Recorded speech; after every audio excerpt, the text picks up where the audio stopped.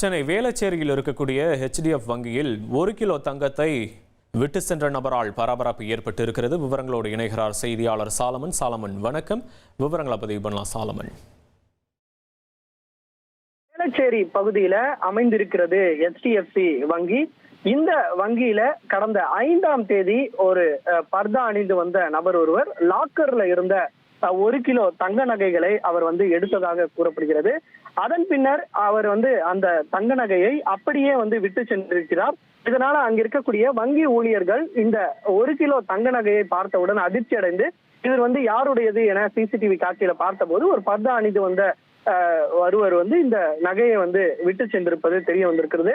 கடந்த 5 நாட்களுக்கு மேலாக அங்கேயே மேலாளரிடம் கொடுக்கப்பட்ட இந்த நகையானது யாராவது உரிமை கோருவார்களா என பார்த்திருக்கிறார்கள்.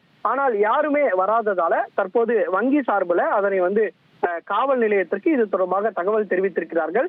வேளச்சேரி காவல் நிலைய போலீசார் அங்குள்ள சிசிடிவி காட்சிகளை வைத்து இது யாருடையது என்பது தொடர்பான தற்போது விசாரணையில் இறங்கியிருக்கிறார்கள். மேலும் இது தொடர்பாக வருமான வரித்துறை அதிகாரிகளுக்கும் இது தொடர்பாக தகவல் தெரிவித்திருப்பதாக ஒரு தகவலான தெரிவிக்கப்பட்டிருக்கிறது. இது யாருடைய தங்கம், 1 கிலோ தங்கத்தை விட்டு சென்ற நபர் யார் உள்ளிட்ட பல்வேறு கோணங்கள்ல போலீசார் தீவிர விசாரணை நடத்தி வருகின்றனர்.